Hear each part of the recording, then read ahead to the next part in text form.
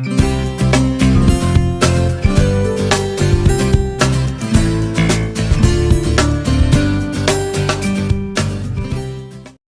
اللہ الرحمن الرحیم۔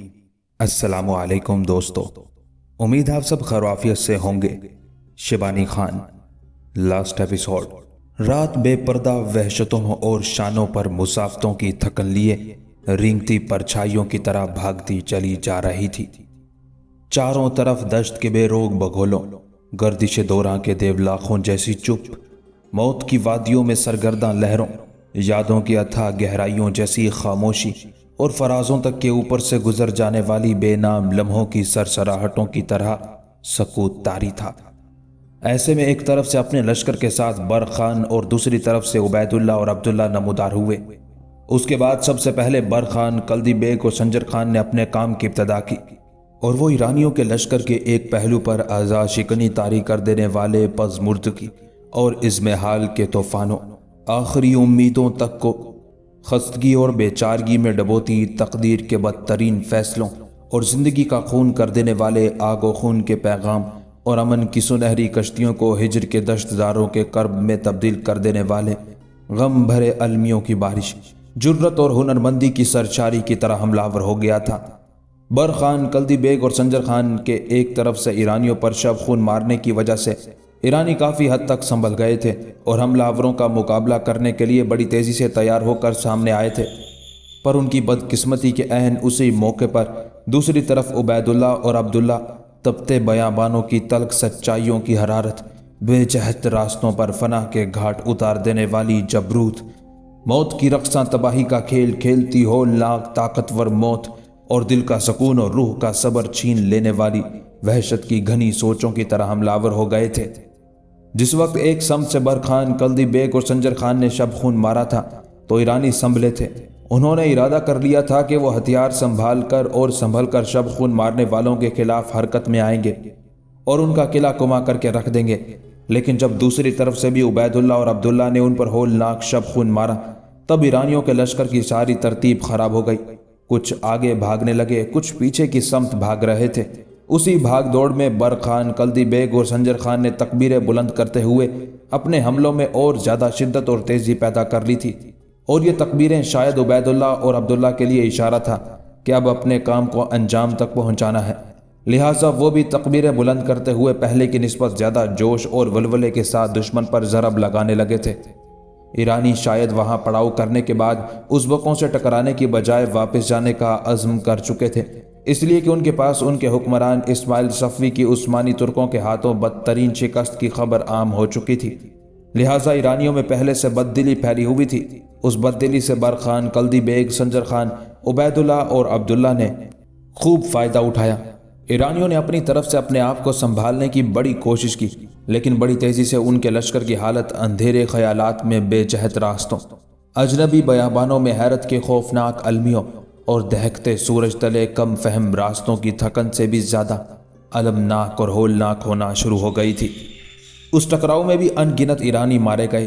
آخر جب ایرانیوں نے اندازہ لگایا کہ ان کے لشکر کا تو بڑی تیزی سے قتل عام شروع ہو گیا ہے اور قتل عام کی رفتار یہی رہی تو ان کے پورے لشکر کا خاتمہ کر دیا جائے گا، لہٰذا بچے کچے لشکر کو لے کر ایرانی سالار بھاگ کھڑے ہوئے۔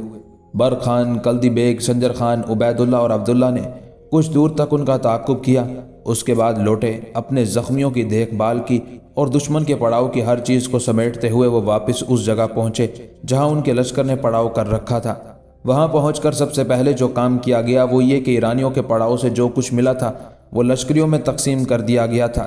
جس وقت ایرانیوں کو شکست دینے کے بعد لشکر اپنے پڑاؤ میں پہنچا تو پڑاؤ کے اندر جو عورتیں، بچے اور بوڑھے تھے وہ اپنے لشکر کی شاندار فتح مندی اور کامیابی پر رزمیہ گیت گانے لگے تھے۔ اپنے پڑاؤ میں پہنچنے کے بعد برق خان اور عبید اللہ نے وقت ضائع نہیں کیا، لہٰذا اگلے روز سورج کافی چڑھ آیا تب وہاں سے پڑاؤ اٹھا لیا گیا۔ عبید اللہ کی سرکردگی میں لشکر میں شامل بچوں بوڑھوں کو سمرقند کی طرف بھجوا دیا، جبکہ ایک لشکر نے اس شاہراہ کا رخ کیا تھا جو شاہراہ روس سے نکل کر دریائے وولگا کو عبور کر کے شمال کے کوہستانی سلسلے کی طرف جاتی تھی۔ اس لشکر کی کمانداری برق خان اور کلدی بیگ کر رہے تھے۔ اس طرح ایرانیوں پر کامیاب شب خون مارنے، انہیں بھاگ جانے پر مجبور کرنے اور انہیں اپنے راستے سے ہٹانے کے بعد برق خان اور اس کے ساتھیوں نے ईरानियों का ताक़ुब करके उनकी तादाद इस कदर कम कर दी थी कि वो उनके लिए ख़तरा साबित न हो। चुनांचे अब उन्होंने उस मुसल्लह काफ़िले और कारवान से निमटने का तहिया कर लिया था जो उनके दुश्मन कबाइल के लिए ज़रूरी साजो सामान रूस की सरजमीनों की तरफ से लेकर आ रहा था। ताशकंद और अंदीजान के इंतहाई शुमाल में गैर मुस्लिम कबाइल के सब सरदार सूरज गरूब होने से कुछ पहले एक जगह जमा थे और बाहम गुफ्तगू कर रहे थे। गुफ्तगू का मौजू मुसलमान कबाइल से निमटने से मुतल्लिक था। उस मौके पर जंगारी कबीले का सरदार ओसो खान खदशात और तफक्कुरात का इजहार करते हुए कहने लगा, मैं समझता हूँ कि कुछ बातें हमारी मर्जी और हमारी उम्मीदों के बिल्कुल खिलाफ रूनमा हो गई हैं।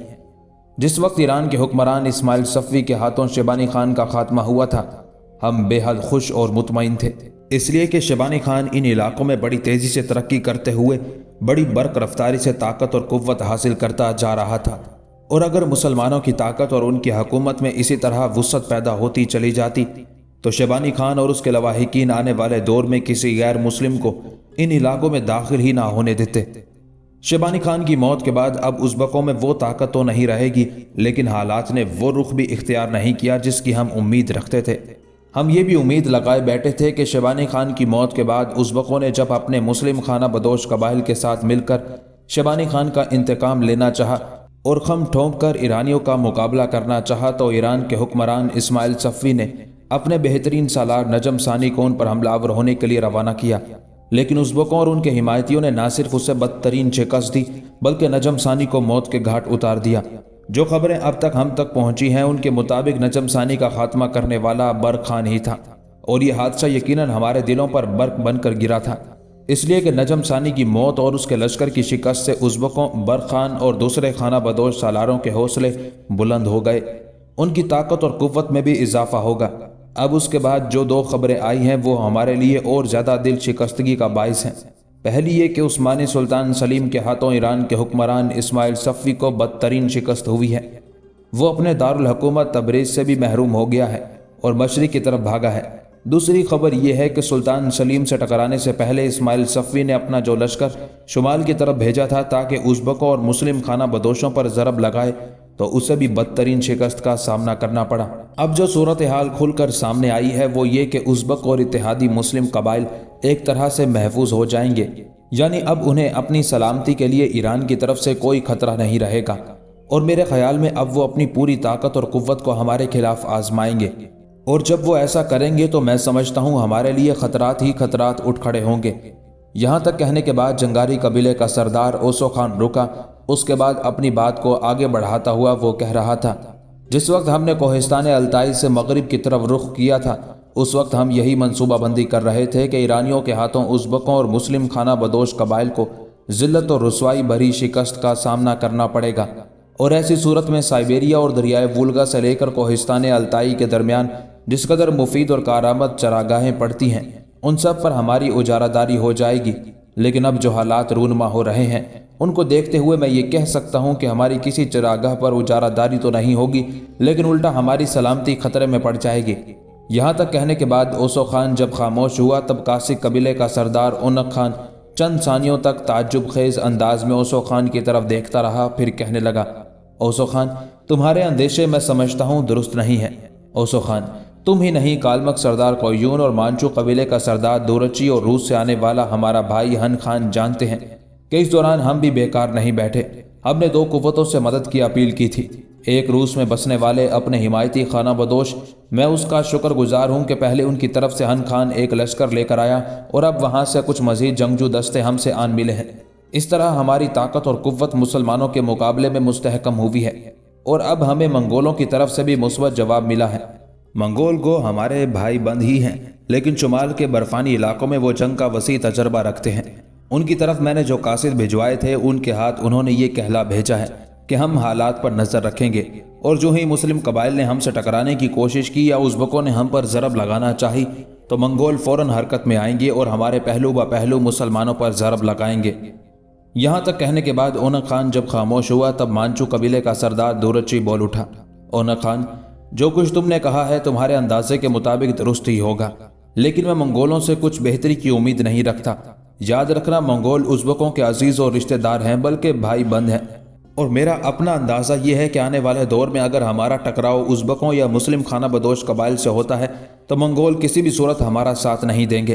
ایک بات یاد رکھنا، ماضی میں منگولوں کا ہمارے مانچو قبائل کے ساتھ کوئی رویہ درست نہیں تھا، بلکہ میں یہ کہہ سکتا ہوں کہ مانچو قبائل اور منگول آپس میں دشمنی اور عداوت میں زندگی بسر کرتے رہے ہیں۔ جہاں تک تم کاسکوں، کالمکوں اور جنگاریوں کا تعلق ہے تو تم نے جتنی قوت پکڑی ہے وہ روس کی حمایت سے پکڑی ہے، میرا قبیلہ اس میں شامل نہیں ہے، اور تم اس بات کو تسلیم کرو گے کہ منگول روسیوں کے حق میں نہیں ہے۔ وہ روسیوں کا اپنا بدترین دشمن خیال کرتے ہیں۔ دریائے وولگا اور آس پاس کے ان ساری سرزمینوں اور روس کے بہت سے علاقوں پر باتو اور اس کے بھائی برق خان کی حکومت تھی۔ اس بات کو فراموش کر دو کہ برق یا برقائی خان نے اسلام قبول کر لیا تھا، لیکن وہ منگول تھا، اس لیے منگول کو پسند کرتے ہیں، چونکہ ان علاقوں میں ان کی حکومت تھی اور وہ منگول تھے، اور پھر انہی سے ان ازبکوں کا تعلق ہے۔ اور تم اس بات کو بھی تسلیم کرو گے کہ باشکیری یا قازق یا کرگیز سب انہی منگولوں کے بھائی بند ہیں۔ اونق خان، اس خوش فہمی میں نہ رہنا کہ جب ہمارا ٹکراؤ ان مسلم قبائل سے ہوگا تو منگول شمال کے برفستانوں یا صحرائے گوبی سے آندھی اور طوفان کی طرح امٹ کر ہمارا ساتھ دیں گے اور مسلم قبائل کے خلاف جنگجوانہ رویہ اختیار کریں گے۔ ہرگز نہیں، میں منگولوں کو تم لوگوں سے بہتر جانتا ہوں، اس لیے کہ ہمارے مانچو قبائل کا اس سے پہلے منگولوں سے براہ راست واسطہ رہا ہے۔ چین کی سرزمینوں میں بھی مانچو قبائل اور منگول آپس میں ٹکراتے رہے ہیں، لہٰذا منگول مر جائے گا لیکن ان مسلم قبائل کے خلاف حرکت میں نہیں آئے گا، اور میں یہ سب تجربے کی بنیاد پر کہہ رہا ہوں۔ یہاں تک کہنے کے بعد مانچو قبیلے کا سردار دورچی جب خاموش ہوا تب ہلکی ہلکی اور طنز آمیز مسکراہٹ میں اونق خان کہنے لگا، دورچی، جو کچھ تم سوچ رہے ہو یہ تمہارا اپنا خیال، تمہارا اپنا اندازہ ہے۔ میرا اندازہ اور میری امیدیں اس سے مختلف ہیں۔ مجھے پکا یقین ہے کہ ازبکوں اور مسلم خانہ بدوش قبائل کے خلاف منگول ہماری ضرور مدد کریں گے، اور اگر منگول ہماری مدد نہ بھی کریں تب بھی مسلمانوں کے خلاف غالب ہم ہی رہیں گے۔ یہاں تک کہنے کے بعد اونق خان رکا، پھر اپنی بات کو آگے بڑھاتے ہوئے وہ کہہ رہا تھا، دورچی، تم جانتے ہو اس سے پہلے مسلم قبائل ہم سے دب کر زندگی بسر کرتے رہے ہیں۔ انہوں نے طاقت اور قوت اس وقت پکڑی جب برق خان منظر عام پر آیا اور اس نے تیگ زنی کے مقابلے میں مجھے نیچا دکھا دیا، بس وہیں سے ان قبائل نے طاقت اور قوت پکڑ لی، یا یوں کہہ سکتے ہو کہ ان کا ایک طرح سے ہمارے قبائل پر رعب اور دبدبہ طاری ہو گیا۔ ورنہ تم جانتے ہو کہ ماضی میں ان سارے مسلم قبائل کو ہم جس طرح چاہتے تھے بھیڑ بکریوں کے ریوڑ کی طرح ہانک دیتے تھے، جس طرح گاہ پر ہم نہیں چاہتے تھے کہ وہ قبضہ کرے وہاں سے ہم انہیں دور بھگا دیا کرتے تھے، اور وہ ہماری طاقت اور قوت کو دیکھتے رہ جاتے تھے۔ یہاں تک کہنے کے بعد اونق خان دم لینے کے لیے رکا، تب مانچو قبیلے کا سردار دورچی بول اٹھا، اونق خان میرے عزیز، یہ بھی تمہاری غلط فہمی ہے۔ ایسا نہیں ہے جیسا تم یہ سمجھتے ہو کہ یہ قبائل اس وقت سے ہم پر غالب آنا شروع ہو گئے ہیں جب سے باشکیری قبیلے کا سردار منظر عام پر آیا ہے، یا یہ کہ اس نے تیگ زنی کے مقابلے میں تمہیں زیر کیا ہے اور اس کے اس رویے سے ہمارے لشکری دل شکستہ ہو گئے ہیں۔ اونق خان، اصلیت یہ ہے کہ ماضی میں ان مسلم قبائل کو ہم اس لیے زیر کرتے رہے ہیں اور یہ اس لیے ہمارے سامنے دبتے رہے ہیں کہ اس سے پہلے ان کے اندر کوئی یکجہتی اور اتفاق نہیں تھا، اور وہ ایک دوسرے سے جدا جدا اور علیحدہ علیحدہ چراگاہوں کی تلاش میں سرگرداں رہتے تھے۔ اونق خان، انہیں متحد کرنے میں تمہاری کوشش اور جدوجہد بھی شامل ہے۔ تم نے جو دوسرے قبائل کی لڑکیوں کو اٹھا کر اپنے قبیلے میں لانے کا عمل شروع کیا اور اس کی وجہ سے تم نے یہ پیش کی کہ تمہارے قبیلے میں عورتوں کی کمی ہے، تو تمہارے اس رویے کی وجہ سے یہ مسلم قبائل متحد اور یکجان ہو کر برق خان کو تمہارے سامنے لائے۔ وہ جانتے تھے کہ تیگ زنی میں اگر تمہیں کوئی زیر کر سکتا ہے تو وہ برق خان ہی ہے، حالانکہ تم جانتے تھے کہ اس سے پہلے برق خان گمنام تھا، لیکن تمہیں زیر کرنے کے بعد سارے قبائل نے اسے اپنا سردار اعلیٰ اور ایک طرح سے سربراہ تسلیم کر لیا، اور اب اسی برق خان نے مسلم قبائل کو متحد کر دیا ہے۔ وہ ایک طاقت اور قوت پکڑ رہے ہیں، اسی طاقت و قوت اور اتحاد و یکجہتی سے وہ ہم پر حاوی ہو گئے ہیں۔ مانچو قبیلے کا سردار دورچی جب خاموش ہوا تب کچھ دیر تک اونق خان سوچتا رہا، پھر کہنے لگا، دورچی میرے بھائی، جو کچھ تم نے کہا ہے اپنی جگہ درست ہے، لیکن یہ بھی سوچو کہ اس سے پہلے بھی مسلمان قبائل پر ہمیں عددی فوقیت حاصل تھی۔ اس کے بعد ہن خان روسی قبائلیوں کا ایک لشکر لے کر یہاں پہنچ گیا، اور پھر ہن خان کے کہنے پر چند دن پہلے روس سے بہت سے جنگجو مسلمانوں کے خلاف صف آرا ہونے کے لیے ہمارے پاس پہنچ چکے ہیں، اور اب روس کی سرزمینوں سے ہمیں ایک اور طاقت اور قوت مل رہی ہے۔ وہاں آباد کاسکوں، کالمکوں اور جنگاریوں نے ہمارے ساتھ تعاون، یکجہتی اور محبت کا اظہار کیا ہے۔ مزید جنگجو آ رہے ہیں اور ان کے ساتھ کاروان اور قافلے کی صورت میں ہمارے لیے رسد کے سامان کے علاوہ ہتھیاروں کے ذخائر بھی ادھر لائے جا رہے ہیں۔ ان کے یہاں پہنچنے کے بعد دورچی میرے بھائی، میرا اندازہ ہے کہ ہم بڑی آسانی سے ان مسلمانوں پر قابو پانے میں کامیاب ہو جائیں گے۔ یہاں تک کہنے کے بعد اونق خان خاموش ہو گیا تھا۔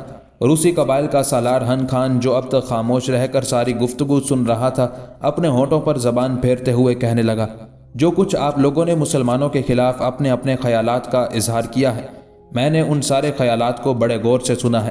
جہاں تک مانجو قبیلے کے سردار دوروچی کا یہ کہنا ہے کہ مسلمانوں کے ساتھ ہمارا ٹکراؤ ہوتا ہے تو منگول ہماری مدد نہیں کریں گے، اس سلسلے میں بھی دوروچی سے اتفاق کرتا ہوں۔ ہم لوگوں کو چونکہ روس کی مدد اور حمایت حاصل ہے، منگول چونکہ روس کو اپنا بدترین دشمن خیال کرتے ہیں، اس لیے وہ ہماری مدد نہیں کریں گے۔ دوروچی کا یہ کہنا کہ یہ تاتاری، باشکیری، قازق، کرگیزی سب منگولوں کے بھائی بند ہیں، تو اس کا یہ کہنا درست ہے، اور دوروچی کا یہ کہنا کہ ازبک خود بھی چونکہ منگول ہیں، ان کی حکومتوں پر روس ضرب لگاتا رہا ہے اور لگا رہا ہے، لہٰذا اس لحاظ سے بھی منگول روس کو اچھا نہیں سمجھتے اور روس کے حمایتیوں کے خلاف بھی وہ اپنے دلوں میں نفرت رکھتے ہیں۔ اونق خان، اس بنا پر منگولوں سے کسی بہتری اور مدد کی امید نہیں رکھی جا سکتی۔ ہمیں اپنی طاقت اور قوت پر بھروسہ رکھنا ہوگا۔ اپنے روسی قبائل سے ہمیں مزید کافی کمک مل گئی ہے، اور جو قافلہ رسد لے کر آ رہا ہے اس کے ساتھ بھی ایک خاصا بڑا لشکر ہے۔ جب رسد کا سامان ہمیں مل جائے گا اور رسد کے ساتھ آنے والا لشکر بھی ہم سے آن ملے گا تو مجھے امید ہے فتح مندی اور کامیابی ہمارے ہی قدم چومے گی۔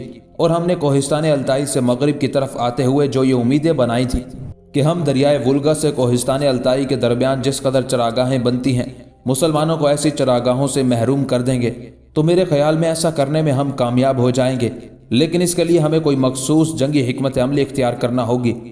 اس کے لیے صرف دو ہی راستے ہو سکتے ہیں کہ کسی بڑی قوت کو اپنا ہم نوا اور پشتبان بنائے، جو اس وقت ازبکوں کو اپنے ساتھ مصروف رکھے جس وقت ہم مسلمان قبائل کے خلاف حرکت میں آئیں، یا یہ کہ غیر مسلم قبائل کے ساتھ ہم اس وقت ٹکرائیں جب وہ ازبکوں کے مرکزی شہر سمرقند کے مشرق میں فاصلے پر ہوں یا مغرب میں دریائے وولگا کے آس پاس ہوں۔ ان علاقوں میں اگر ہم مسلمان قبائل سے ٹکرائیں تو ہماری کامیابی اور ان کے خلاف ہماری فتح مندی یقینی ہو سکتی ہے، اور اگر ہم سمرقند یا ازبکوں کے دوسرے شہروں کے آس پاس ان مسلم قبائل سے ٹکرائیں گے تو یہ بات طے شدہ ہے کہ ازبک اپنی پوری طاقت اور قوت کے ساتھ اپنے حمایتی مسلم قبائل کی مدد کریں گے، اور ایسی صورت میں ہماری کامیابی اور ہماری فتح مندی مشکوک ہو کر رہ جائے گی۔ یہاں تک کہنے کے بعد روسی قبائل کا سردار ہن خان رکا، کچھ سوچا، پھر دوبارہ وہ سب کو مخاطب کرتے ہوئے کہہ رہا تھا، 2-1 روز تک روس کی سرزمینوں سے آنے والا ہمارا قافلہ اور کاروان بھی پہنچ جائے گا۔ اس کے ساتھ بھی ان گنت جنگجو آ رہے ہیں، اور اس قافلے کے پہنچنے سے ہمیں 2 طرح کی تقویت ہوگی، اس لیے کہ وہ اس قدر سامان رسد ہمارے لیے لے کر آ رہے ہیں جو کئی مہینوں تک ہمارے لیے کافی ہوگا۔ دوسرے ان کے ساتھ جو جنگجو آ رہے ہیں وہ بھی ہماری طاقت اور قوت میں اضافے کا باعث بنیں گے۔ ہن خان کی اس گفتگو سے سارے سردار اور سالار مطمئن ہو گئے تھے۔ اس کے بعد وہ سب وہیں بیٹھ کر آنے والے دور میں مسلمانوں سے ٹکراؤ کے متعلق منصوبہ بندی کرنے لگے تھے۔ غیر مسلم قبائل کے لیے رسد کا سامان لے کر آنے والا وہ قافلہ اور کاروان اس شاہراہ پر سفر کر رہا تھا جو روس کی سرزمینوں سے نکل کر دریائے نیپر، دریائے وولگا اور دریائے یورال کو پار کرنے کے بعد مشرق کی سرزمینوں کی طرف آئی تھی۔ اس تجارتی قافلے نے 1 روز دریائے یورال کے مشرق میں پڑاؤ کیا، 1 رات وہاں بسر کی۔ اگلے روز دوبارہ انہوں نے کوچ کیا۔ تھوڑا سا ہی آگے گئے ہوں گے کہ ایک لشکر ان کی راہ روک کر کھڑا ہوا۔ یہ صورتحال دیکھتے ہوئے قافلے والے ٹھٹکے، قافلے کو روک دیا گیا۔ راہ روکنے والا برخان تھا۔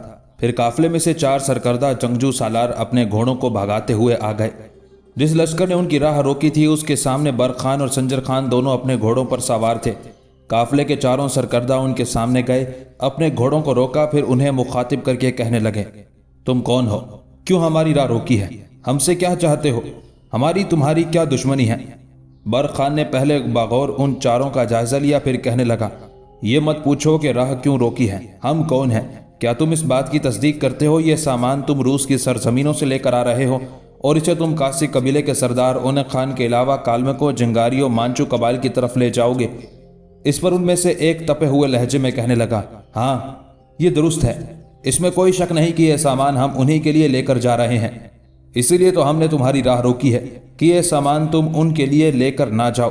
برخان نے بھی اسی کے انداز میں گرم لہجے میں کہا تھا۔ اس بار قافلے کا دوسرا سرکردہ بول اٹھا اور کہنے لگا، دیکھو کسی بھول، کسی غلط فہمی میں نہ رہنا، میں تم دونوں کو کہتا ہوں، پہلے اپنے پیچھے اپنے لشکر کا جائزہ لو اور ہمارے قافلے کے اندر ہمارے جو محافظ ہیں ان کی طرف بھی دیکھو۔ ہمارے پاس تم سے کہیں زیادہ جنگجو ہیں، لہٰذا ہم تم سے کہیں گے کہ ہمارے راستے سے ہٹ جاؤ، ہماری راہ چھوڑ دو، ہمیں اپنی منزل کی طرف جانے دو۔ اگر تم ایسا کرو گے تو ہم تم سے کوئی تعرض نہیں کریں گے، اور اگر اسی طرح ہماری راہ روکے رہے تو پھر ایک طوفان کھڑا ہوگا اور ہم سب تم کو موت کے گھاٹ اتارنے کے بعد اور تم لوگوں کی لاشوں کو اپنے پاؤں تلے رونتے ہوئے مشرق کی سرزمینوں کی طرف بڑھ جائیں گے۔ ان کے ان الفاظ کے جواب میں بر خان نے ایک کہکہا لگایا، پھر کہنے لگا، واہ، یہ بھی تم نے خوب کہی۔ یہ تو وقت بتائے گا کہ تم ہماری لاشوں سے گزرتے ہوئے مشرق کا رخ کرتے ہو یا ہم تمہاری لاشوں کو اپنے پاؤں تلے رگیدتے ہیں۔ ہاں، اگر تم دو کام کرو تو ہم سامنے سے ہٹ جاتے ہیں۔ کون سے دو کام؟ اس بار پہلے مخاطب ہونے والے نے پوچھ لیا تھا۔ بر خان نے اپنے ہونٹوں پر زبان پھیری، پھر کہنے لگا، تم پہلا کام یہ کرو کہ روس کی سرزمینوں سے یہ تم جس قدر سامان لے کر آ رہے ہو یہ ہمارے حوالے کر دو۔ دوسری شرط یہ کہ تم اپنے ان سارے جنگجوؤں کو لے کر واپس انہی سرزمینوں کی طرف چلے جاؤ جہاں سے تم نکل کر اس طرف آئے ہو۔ اگر تم یہ کام کرتے ہو تو پھر ہم تمہاری راہ نہیں روکیں گے، ہٹ جائیں گے اور رسد کا سامان جو تمہارے پاس ہے اسے لے کر ہم اپنی منزل کی طرف نکل جائیں گے۔ تم واپس اپنی منزل روس کے علاقوں کی طرف چلے جانا۔ بولو، اس سلسلے میں تمہارا کیا خیال ہے؟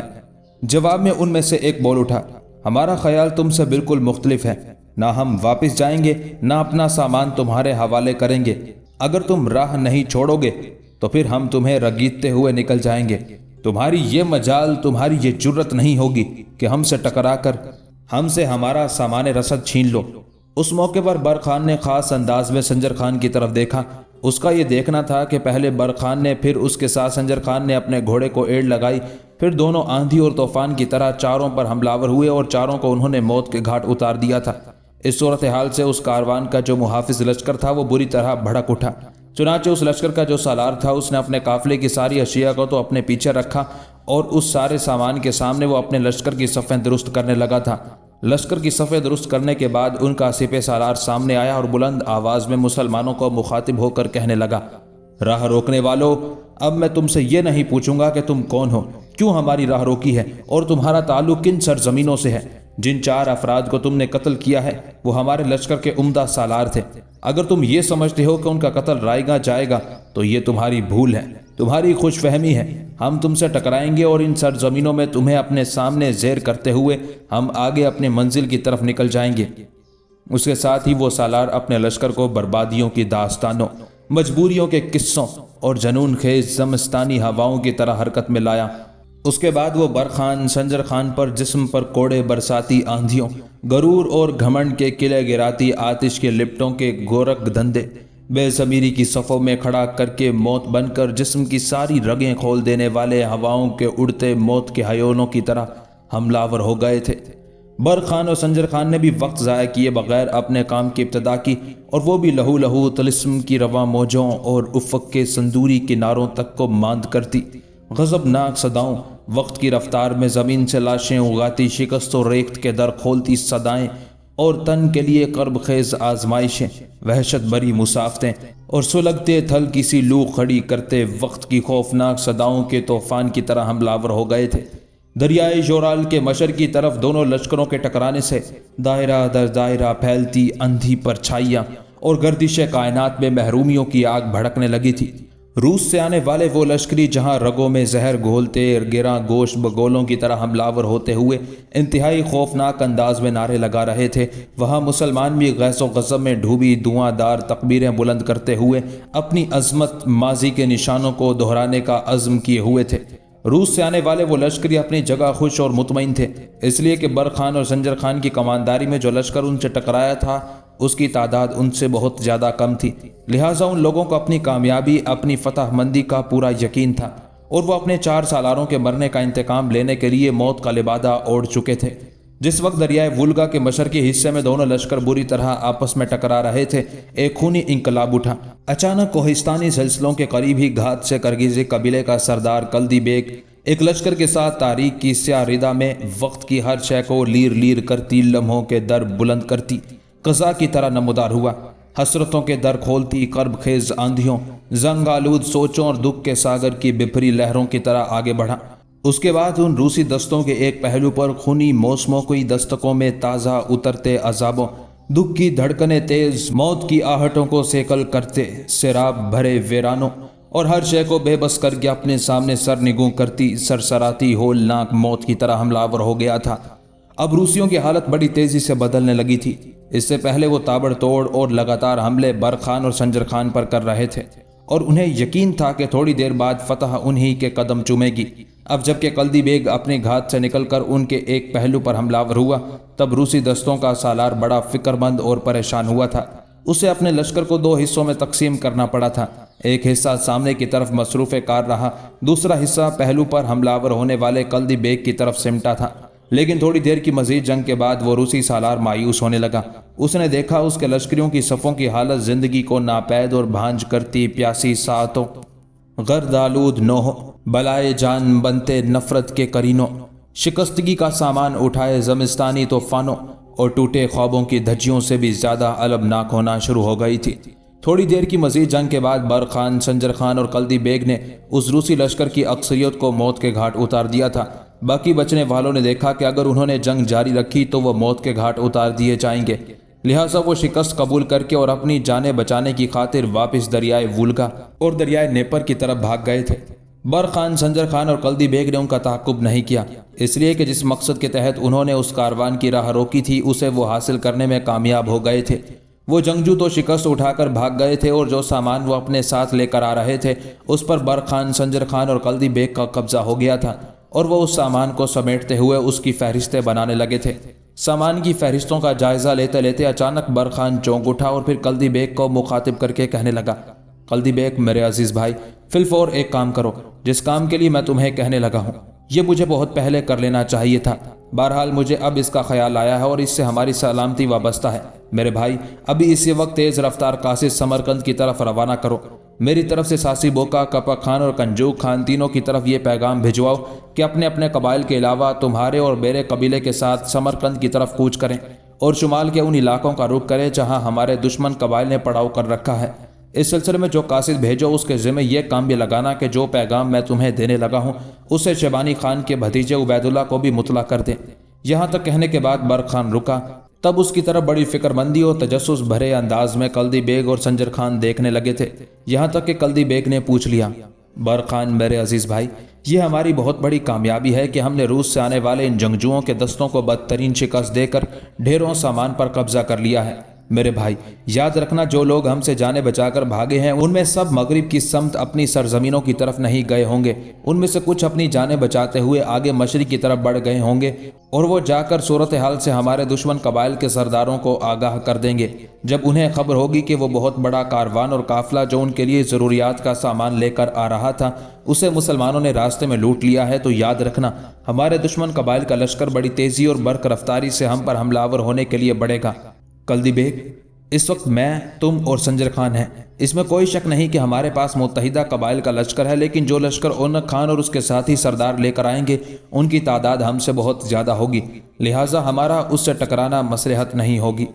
मेरे भाई, ऐसा मैं इसलिए कर रहा हूँ कि हमारे पास जो सामान है उसे लेकर समरकंद की तरफ जाते हुए हमारी रफ्तार बहुत कम रहेगी।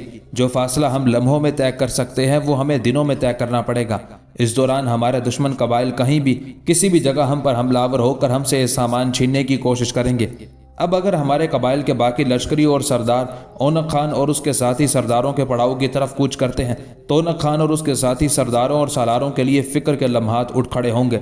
ओनक खान और उसके साथियों को जब खबर होगी कि उनकी तरफ आने वाला काफिला लुट चुका है तो वो हमारी तरफ बढ़ेंगे। इस दौरान सासी बोका, कपक खान और कंजूक खान अपने मुत्तहिदा लश्कर को लेकर उनके पड़ाव का रुख करेंगे तो यकीनन उनके मुखबिर और तिलायागर उन्हें इतला कर देंगे कि मुसलमानों का एक लश्कर उनके पड़ाव का भी रुख कर रहा है। लिहाजा हमारे दुश्मनों के कदम जो हमारी तरफ बढ़ रहे होंगे रुक जाएंगे, इसलिए कि उन्हें यह खदशा लाहिक हो जाएगा कि अगर उन्होंने आगे बढ़कर मुझसे और तुमसे टकराने की कोशिश की तो उनकी गैर मौजूदगी में उनका पड़ाव लुट जाएगा। जब ऐसा होगा तो याद रखना वो हमारी तरफ पेशकदमी नहीं करेंगे बल्कि अपने पड़ाव की हिफाजत के लिए जम जाएंगे। जब वो ऐसा करेंगे तो मेरे भाई फिर हम इस सारे सामान के साथ समरकंद का रुख नहीं करेंगे। हम भी अपने लश्कर और इस सारे सामान को लेकर उस समत का रुख करेंगे जिस समत का रुख सासी बोका, कपक खान और कंजूक खान कर रहे होंगे। ऐसा मैं इसलिए चाहता हूं कि अपने दुश्मनों पर ज़रब लगाकर और उन्हें आने वाले दौर के लिए अपने सामने ज़ेर करने का ये एक बेहतरीन और इंतहाई मुनासिब मौका है। قافلے کے لٹ جانے سے جہاں ہماری مالی حالت بہتر ہو جائے گی، وہاں ہمارے دشمن قبائل کے اندر ایک بد دلی اور سراسیمگی بھی چھائی رہے گی، اور اسی سے فائدہ اٹھا کر ہم نے ان پر ضرب لگانی ہے۔ میں چاہتا ہوں کہ ان پر ایسی کاری ضرب لگائیں کہ انہیں دور مغرب میں روس کی سرزمینوں کی طرف دھکیل کر رکھ دیں، اور اگر ہم ایسا کر گزریں تو یاد رکھنا دریائے وولگا، دریائے نیپر، دریائے جورال سے لے کر کوہستان التائی تک کا سارا علاقہ جہاں بڑی اور زرخیز چراگاہیں ہیں، وہ نہ صرف ہماری گرفت میں آ جائے گا بلکہ اس پر ہمارا ایک طرح سے تسلط رہے گا، اور آنے والے دور میں ہم اور ہماری نسلیں ان علاقوں میں خوشگوار زندگی بسر کر سکیں گی۔ یہاں تک کہنے کے بعد برخان جب خاموش ہوا تب کچھ دیر تک قلدی بیگ اور سنجر خان دونوں توصیفی انداز میں اس کی طرف دیکھتے رہے، یہاں تک کہ قلدی بیگ بول اٹھا، برخان میرے بھائی، جو کچھ تم نے کہا ہے قسم خداوند واحد لا شریک کی یہ سنہری حروف میں لکھنے کے قابل ہے۔ آخر یہ خیال مجھے اور میرے بھائی سنجر خان کو کیوں نہ آیا؟ جو کچھ تم نے کہا ہے یہ بڑا اہم اور انتہائی ضروری پیغام ہے جو ابھی اور اسی وقت بھیجا جانا چاہیے۔ اس کے ساتھ ہی قلدی بیگ سنجر خان کو اشارہ کرتے ہوئے اٹھا اور دونوں وہاں سے ایک طرف ہو لیے تھے۔ تھوڑی دیر بعد دونوں لوٹے، پھر قلدی بیگ برخان کو مخاطب کرتے ہوئے کہنے لگا، برخان میرے بھائی، تمہاری تجویز اور تمہارے کہنے کے مطابق میں نے تیز رفتار قاصد سمرقند کی طرف روانہ کر دیے ہیں۔ خداوند قدوس نے چاہا تو سب کچھ اسی طرح ہوگا جس طرح تم چاہ رہے ہو اور جس طرح کی تم منصوبہ بندی بنا رہے ہو۔ قلدی بیگ کے ان الفاظ پر برخان خوش ہو گیا تھا اور پہلے کی طرح پھر وہ سامان کی فہرستوں کی نگرانی کرنے لگے تھے۔ کچھ گھڑ سوار جو زخمی تھے شور اور واویلا کرتے ہوئے غیر مسلم قبائل کے پڑاؤ میں داخل ہوئے۔ کیونکہ سارے قبائل کے پڑاؤ آس پاس ہی تھے لہٰذا سب قبائل کے سردار اور عمرہ اور سالار ان کے گرد آن جمع ہوئے۔ اس موقع پر سب پریشانی اور فکر مندی میں انہیں دیکھ رہے تھے، یہاں تک کہ اونق خان انہیں مخاطب کر کے کہنے لگا، میرے عزیز ساتھیوں، پہلے یہ کہو تم کہاں سے آئے ہو، کیا پیغام رکھتے ہو، کس نے تمہیں زخمی کیا ہے؟ اس پر آنے والوں میں سے ایک بول اٹھا، پہلے یہ بتاؤ کہ ہم کس سے مخاطب ہیں؟ اس پر اونق خان بولا، میرا نام اونق خان ہے، یہ میرے ساتھ کالموکوں کا سردار قیون ہے اور اس کے ساتھ جنگاریوں کا سردار اوسا خان اور پھر مانچو قبیلے کا سردار دورچی ہے۔ اتنی دیر تک ایک طرف سے بھاگتا ہوا روسی قبائل کا سردار ہن خان بھی آ گیا تھا۔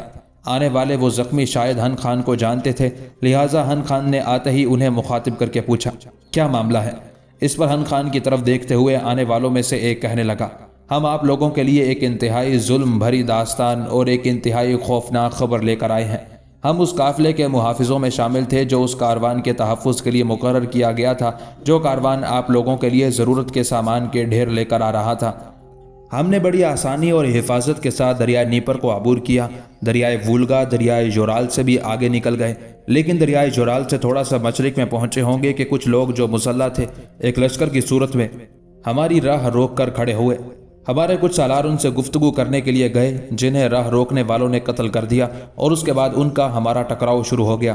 قریب تھا کہ راہ روکنے والوں کو ہم مار بھگاتے کہ راہ روکنے والوں کے کچھ ساتھی جو شاید گھات میں بیٹھے ہوئے تھے ایک دم نکل کر ہمارے پہلو پر حملہ آور ہو گئے۔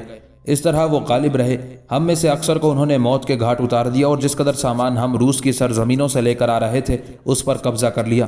اب بچنے والوں میں سے کچھ تو واپس بھاگ گئے لیکن میں اور میرے ساتھیوں نے سوچا کہ آگے جانا چاہیے اور اس واقعے کی آپ کو اطلاع دینی چاہیے۔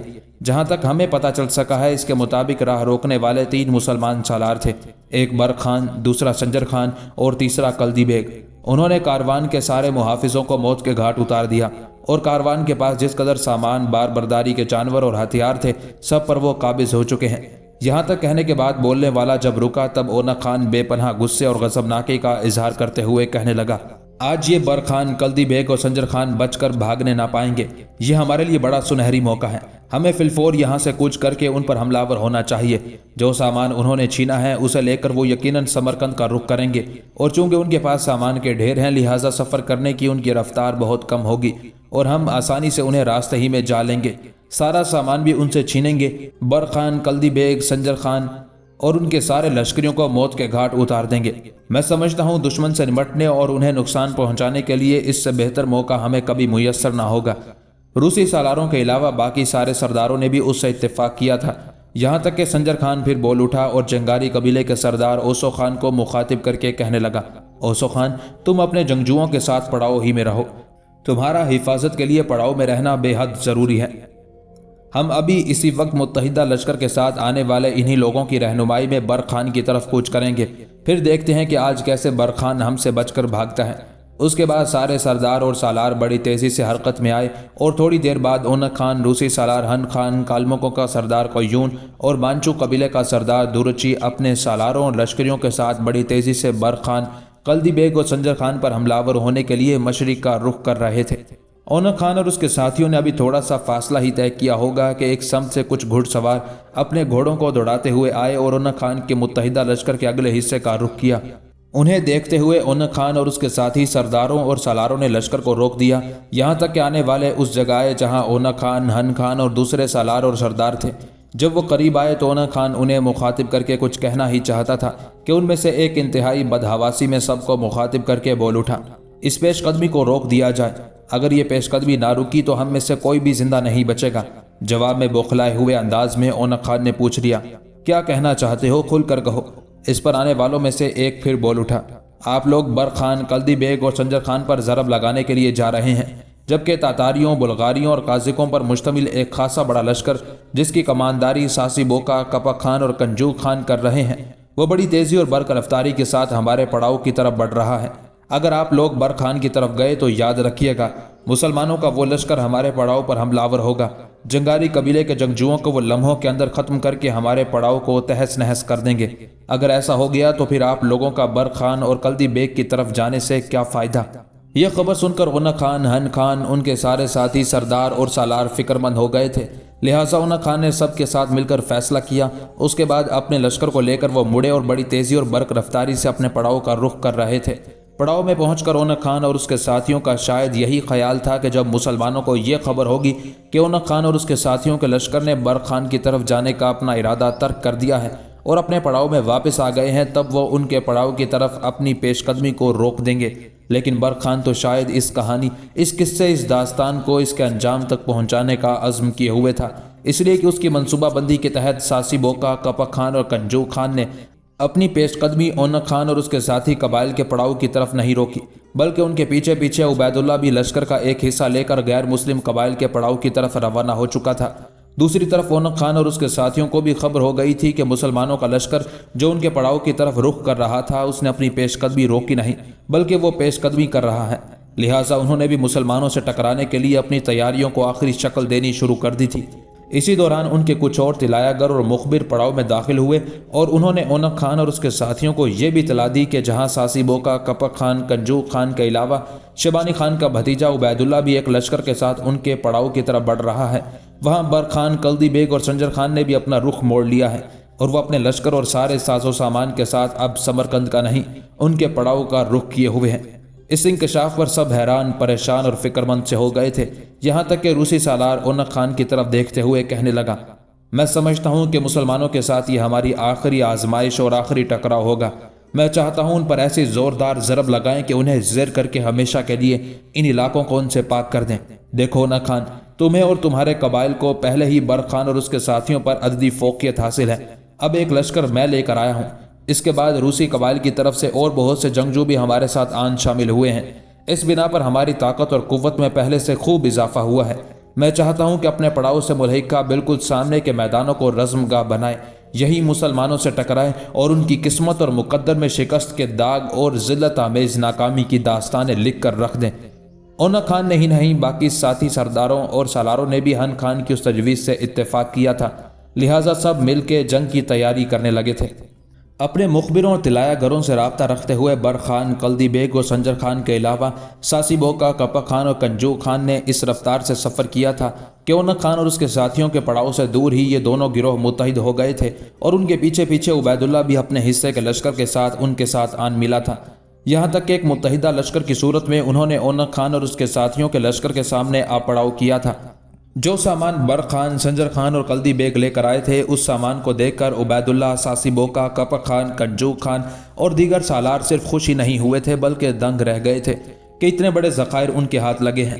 جب وہ دشمن قبائل کے پڑاؤ کے سامنے پہنچے تب اونک خان، ہن خان اور ان کے ساتھیوں نے اپنے لشکر کے اندر تبل پیٹنے کا حکم دیا تھا۔ شاید وہ جنگ کی ابتدا کرنا چاہتے تھے، ایسا وہ اس لیے چاہتے تھے کہ وہ مسلمانوں کے سفر کی تھکاوٹ سے فائدہ اٹھا کر اپنے لیے فوائد حاصل کرنے کے در پہ ہو گئے تھے۔ جس وقت اونک خان اور دیگر سارے سردار اور سالار اپنے لشکر کی صفیں درست کر رہے تھے اور دوسری طرف برخان اور اس کے ساتھی بھی لشکر کو استوار کر رہے تھے، کہ روسی سالار ہن خان اپنے گھوڑے کو دوڑاتا ہوا اس جگہ آیا جہاں اونق خان کھڑا تھا۔ پھر اونق خان کو مخاطب کر کے وہ کہنے لگا، اونق خان میرے بھائی، میں نے اندازہ لگایا ہے کہ آج تک جو تم لوگوں کو مسلم قبائل کے سامنے زیر ہونا پڑا یہ برق خان کی وجہ سے تھا۔ جب تک یہ منظر عام پر نہیں آیا تھا تم لوگ غالب آتے رہے ہو، اور جو ہی یہ ایک اچھے تیگزن کی حیثیت سے منظر عام پر آیا تمہاری شکستوں کا سلسلہ شروع ہو گیا۔ میرے عزیز بھائی، میں نے ایک فیصلہ کیا ہے، میں اس سے انفرادی مقابلہ کروں گا اور اسے ہر صورت میں موت کے گھاٹ اتاروں گا۔ یاد رکھنا، اگر انفرادی مقابلے میں ہم برق خان کا کام تمام کر دیتے ہیں تو پھر برق خان کی موت ہماری کامیابی، ہماری فتح مندی کے در کھول دے گی۔ ہن خان جب خاموش ہوا تب اونق خان حیرت بھرے انداز میں اس کی طرف دیکھتے ہوئے کہنے لگا، ہن خان تم اس سے انفرادی مقابلہ کرو گے؟ وہ ایک خوفناک تیگزن ہے۔ اس کے ساتھ میں تم پر یہ بھی انکشاف کروں کہ وہ طاقت اور قوت میں بھی بڑا بالا اور اعلیٰ ہے۔ میرا اپنا اندازہ ہے کہ تم چند لمحے بھی تیگزنی میں اس کے سامنے نہیں ٹھہر سکو گے اور وہ تمہارا خاتمہ کر دے گا، جبکہ میں ایسا نہیں چاہتا۔ میرے بھائی، برق خان سے انفرادی مقابلہ کرنا خود اپنی موت کو دعوت دینے کے مترادف ہے۔ اگر مجھے تھوڑی سی بھی امید ہوتی کہ میں کسی نہ کسی طرح تیگزنی کے مقابلے میں اس برق خان کو زیر کر سکتا ہوں تو اب تک میں اسے انفرادی مقابلے کی دعوت دے چکا ہوتا، لیکن چونکہ میرا اور اس کا تیگزنی کا جو مقابلہ ہوا تھا اس سے میں نے اندازہ لگا لیا تھا کہ تیگزنی میں اس کا مقابلہ نہیں کیا جا سکتا۔ اس بنا پر میں خاموش رہا اور کبھی اسے انفرادی مقابلے کی دعوت نہیں دی۔ اب جو تم انفرادی مقابلہ کرنا چاہتے ہو اور میدان میں اترنے کے در پہ ہو تو تمہارے اس ارادے، اس عزم نے مجھے فکر مند کر دیا ہے۔ میرے بھائی، میں تمہیں مخلصانہ مشورہ دوں گا کہ انفرادی مقابلے کے لیے نہ اترنا۔ میں تمہیں ضائع نہیں کرنا چاہتا، تم میرے دست راست ہو، میرا بازو ہو۔ چونکہ ہمیں مجبوراً ان مسلمان قوتوں سے ٹکرانا پڑ رہا ہے لہٰذا ہم اپنا دفاع کریں گے۔ اونق خان جب خاموش ہوا تب ہن خان ایک مکروہ مسکراہٹ میں اسے مخاطب کر کے کہنے لگا، اونق خان، میں بچہ اور اتنا نادان نہیں ہوں کہ برق خان کی حیثیت کو سمجھ نہ پاؤں۔ جس برق خان نے تیگزنی کے مقابلے میں تم جیسے تیگزن کو لمحوں کے اندر زیر کر دیا ہے میں اس کا مقابلہ نہیں کر پاؤں گا، یہ میں اچھی طرح جانتا ہوں۔ لیکن میں تو اس کی ہلاکت کے در پہ ہوں۔ میں میدان میں نکلنے کے بعد برق خان کا نام لے کر میں اسے انفرادی مقابلے کے لیے للکاروں گا، اپنی تلوار اور ڈھال دونوں فضا میں بلند کروں گا تاکہ برق خان کو یقین ہو جائے کہ میں اس کا تیگزنی کا مقابلہ کرنا چاہتا ہوں۔ لیکن جو ہی وہ میرے نزدیک آئے گا میں اپنے کام کی ابتدا کروں گا۔ تلوار کو گھوڑے کی زین سے بندھے ہوئے میان میں ڈالنے کے بعد وہیں جو میرا لوہے کا نیزہ بندھا ہوگا اس پر اپنی گرفت کروں گا اور ایسا تاک کر اور تول کر برق خان کو ماروں گا کہ میرا نیزہ برق خان کا سینہ چیرتا ہوا نکل جائے گا۔ یاد رکھنا، دونوں لشکروں کے درمیان جب برق خان ایک لاش کی صورت میں اپنے گھوڑے سے گرے گا تو ہمارے لشکریوں کے حوصلے بلند ہو جائیں گے، جبکہ ہمارے مقابلے میں مسلمان لشکری ماند پڑ جائیں گے اور یہی کیفیت ہماری فتح مندی اور کامیابی کا سبب بن جائے گی۔ ہن خان جب خاموش ہوا تب اونق خان کے چہرے پر بھی مسکراہٹ کھیل گئی تھی، پھر اس کی آنکھوں میں ایک چمک پیدا ہوئی اور ہن خان کو مخاطب کر کے کہنے لگا، ہن خان، یہ خیال اس سے پہلے مجھے کیوں نہ آیا؟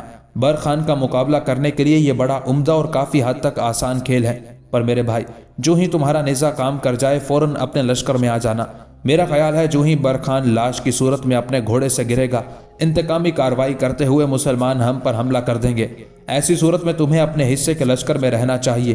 اونق خان کے اس جواب پر ہن خان بھی مطمئن ہو گیا تھا، چنانچہ انہوں نے اپنے لشکر کی ترتیب کو آخری شکل دینا شروع کر دی تھی۔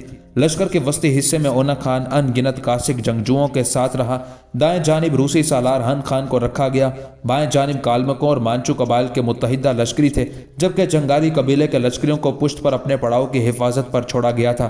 دوسری طرف کیفیت یہ تھی کہ جس وقت مسلمانوں کا پڑاؤ قائم ہو رہا تھا اور لشکری آگے استوار ہو رہے تھے، ایک طرف سے سفیان بھاگتی ہوئی برق خان کے پاس آئی اور بے پناہ خوشی اور مسرت کا اظہار کرتے ہوئے کہنے لگی، میں آپ کو روسی علاقوں کی طرف سے آنے والے کاروان کے خلاف کامیابی پر مبارکباد پیش کرتی ہوں۔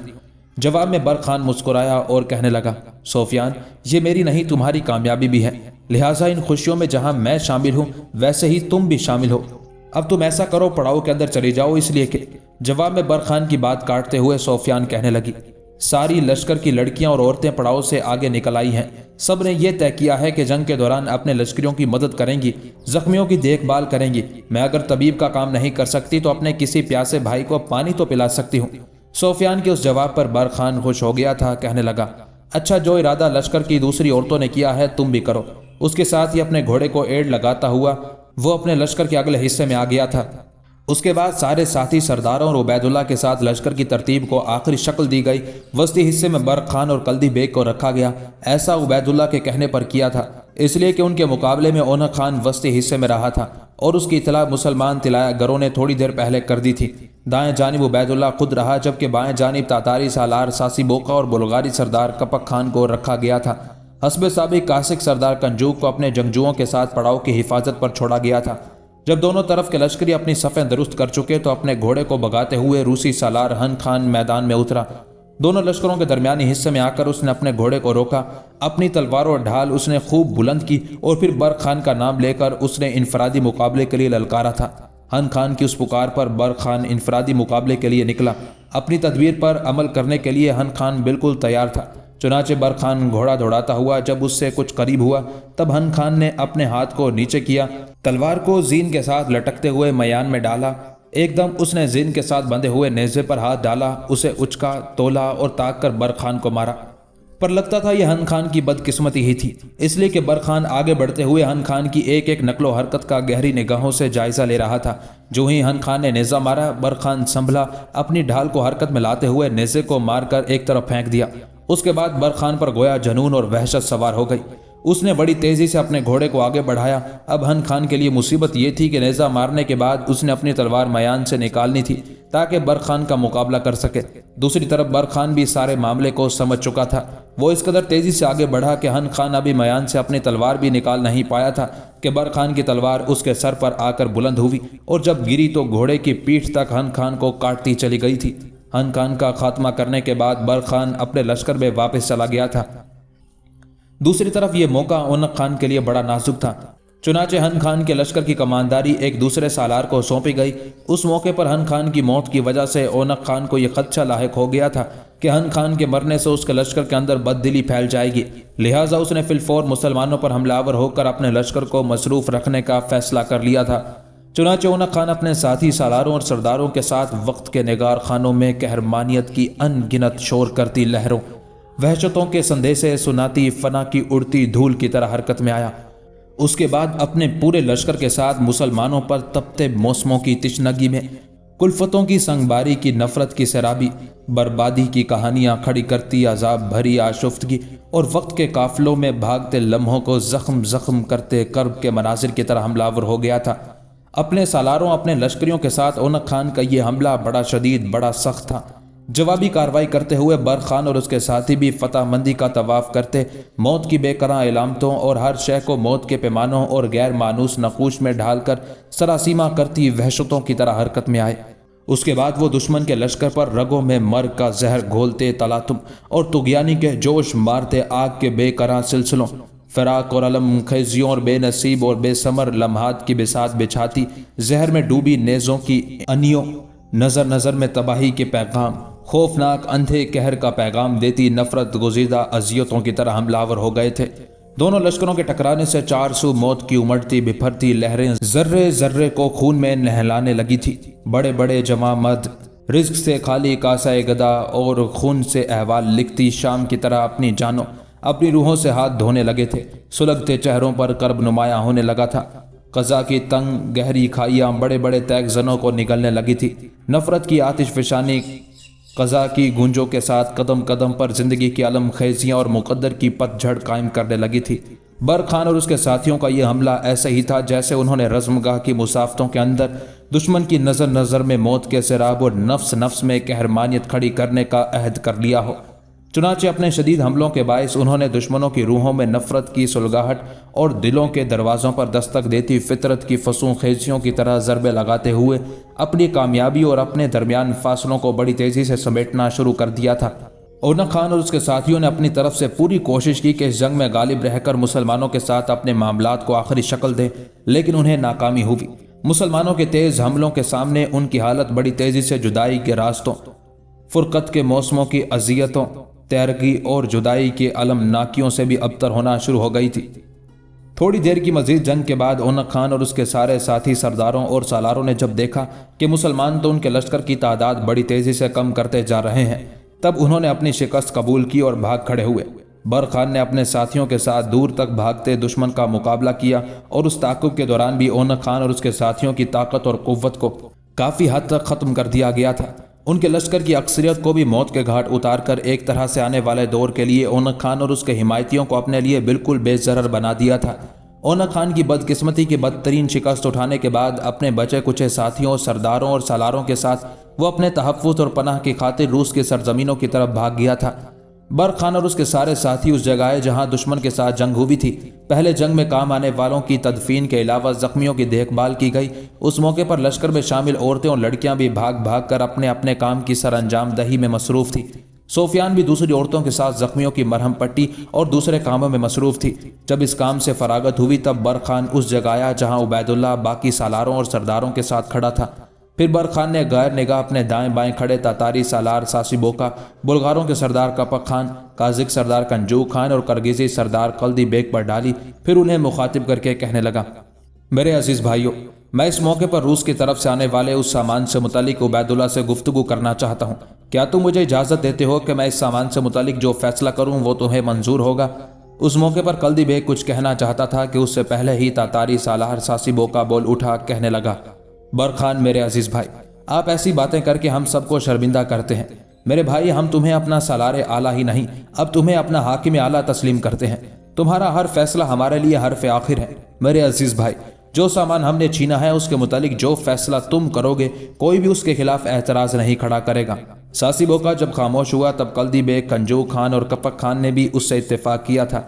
इस पर बर्क खान मुस्कुराया और उबैदुल्लाह को मुखातिब करके कहने लगा, उबैदुल्लाह, मेरे अजीज़ भाई, तुम्हारे चचा शेबानी खान के हम पर बड़े एहसानात हैं। उसने हर मुश्किल मौके पर हमारी मदद की। जो सामान इस वक्त हमारे हाथ लगा है, मेरे अजीज़, मैं वो तुम्हारे सामने पेश करता हूँ। उसकी फहरिस्तें हमने बनाई हैं। उस सामान से मुतालिक जो फैसला तुम करोगे वो हमारे लिए आखिरी होगा। फिर कल्दी बेग की तरफ देखते हुए बर्क खान कहने लगा, कल्दी बेग, मेरे भाई, उस सामान की फहरिस्तें लाओ। यहाँ तक कहते कहते बर्क खान को खामोश हो जाना पड़ा, इसलिए कि उबैदुल्लाह तड़प कर बोल उठा, कल्दी बेग, फहरिस्तें लाने की ज़रूरत नहीं है। रुको, जो कुछ मैं कहने लगा हूँ सुनो। इस पर कल्दी बेग अपनी जगह पर रुक गया।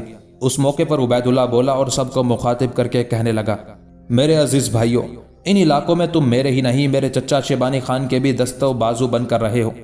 बर्क खान, ये तुम्हारी बड़ी मेहरबानी और सादत मंदी है कि तुम ये ख्याल करते हो कि मेरे चचा शेबानी खान ने तुम पर बहुत एहसान किए हैं और अक्सर मौके पर तुम्हारी मदद की।